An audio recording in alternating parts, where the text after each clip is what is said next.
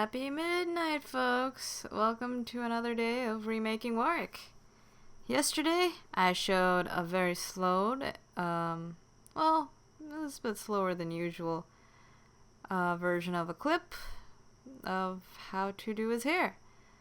Well, in this video, I'm going to be doing the rest of his 7 poses, each time changing with how I approach with rendering the hair.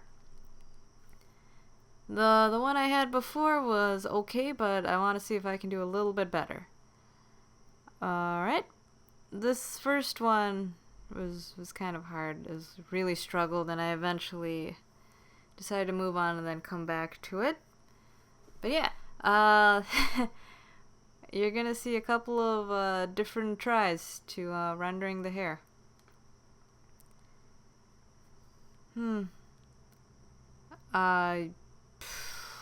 What more can I say? Let's see, if you looked at the artwork for Fire Emblem, you'd notice that none of those shiny white spots are there. Sorry, it is midnight. It is actually 12:34 right now as of recording this. Just going back to the hair. Oh, did I jump? No, this is my next attempt. Now I decided to give you guys a sneak peek at how I'm doing the layers. Should be able to see it. I'm recording at some high resolution now. Oh yeah, and then upon zooming in, I realized I didn't exactly cut and paste his hair correctly, and I had to cut out 15 minutes of just pure corrections, which is why, like I said, if you're gonna make any changes, do it in the earlier stages. Once you get into the later stages, it just takes up too much time.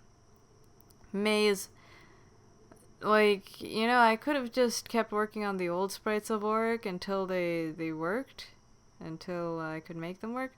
But honestly, it would have taken it more time to keep fixing something that was just too broken than to just start over new. And you can see starting over new has taken a long time too. Anyways.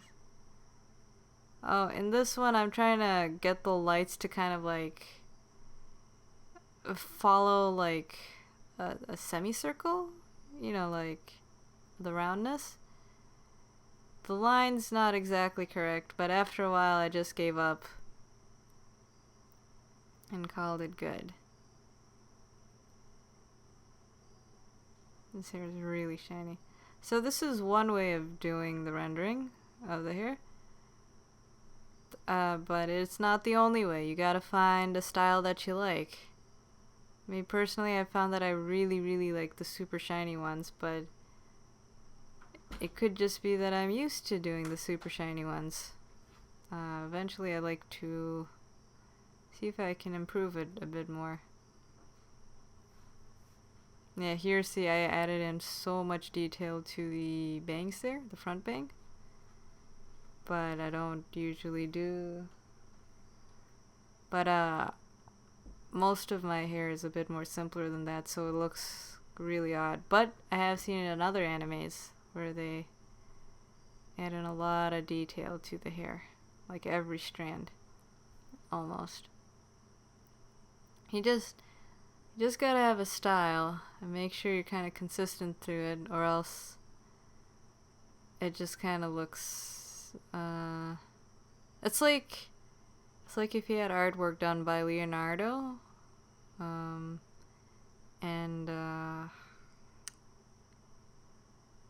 you know, Leonardo as the Renaissance person with the whole like physically correct anatomy, and Dennis the Menace, right? Same character, but rendered 2 different ways completely.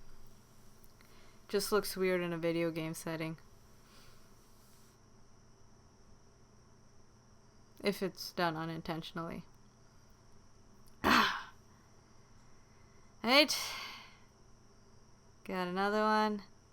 This one, gosh, like just that left side of his hair. I don't know what to do with it. It makes me so upset. Really upset. try really hard. I try so hard. I can't get no satisfaction. Oh. Though, I think it is actually like after I was struggling with this one that I got an epiphany.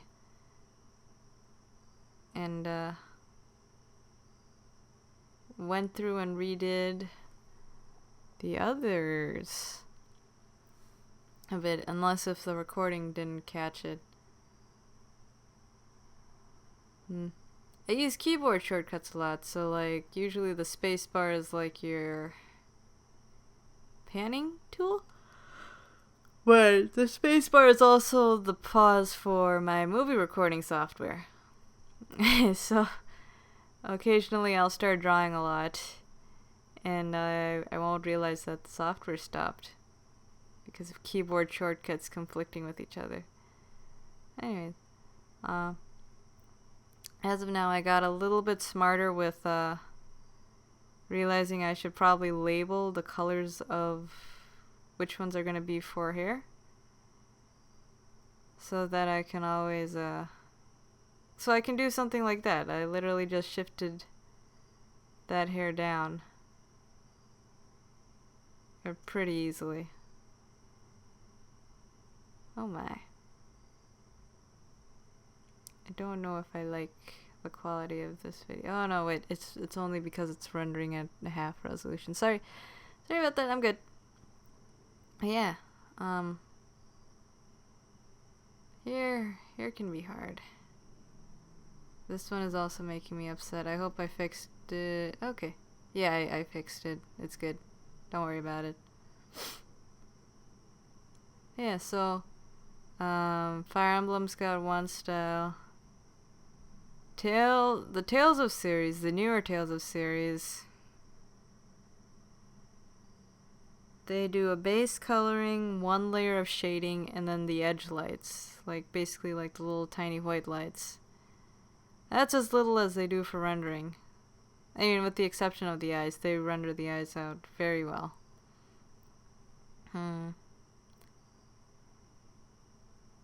that's just their art direction.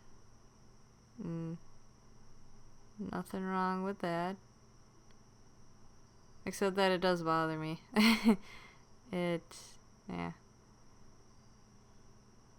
So for them, like, they get away with not having to render so much because the details in their character designs and usually just the fluidity of the action itself is good enough so that they don't need to put in the extra effort. Though the early Tales of games, is it the one with Leon Magnus? I guess it's Tales of Destiny. I saw the watercolor concept arts for some of the characters. Oh my gosh, are they beautiful! Beautifully rendered, like really, like so good. But it is one style. It takes a long time to do that. So just kind of have a direction for how you want the artwork to be, and be consistent with all your characters about it. And you'll be good. Your game's artwork won't look weird. I'm gonna have to remember telling myself this in the future for when I do the 7 other characters I should render. I mean, it's at this stage you're kind of exploring. You don't want to lock yourself in, because if you lock yourself in, you stop exploring, and B, you just kind of like stay at that level. You want to stay at you want to keep improving, but at the same time, just having a huge difference in quality of the different characters doesn't look too well. It's a balancing act, right? Do your homework, and then jump into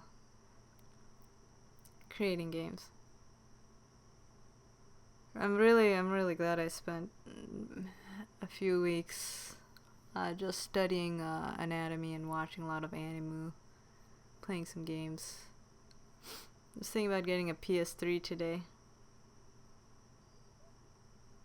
I was thinking about it. But then, so like, yeah, games are inspirational. They give you ideas. They teach you, like, if you like a game, you can take from what they did good and learn from it. But they also take away time from practicing yourself. So, I'm not gonna say shun out games because then you wouldn't have anything to inspire you. But don't like, what is it? Don't spend hours on hours playing games. Like maybe 30 minutes a day is good. Oh, you know what to do. Alright, bye!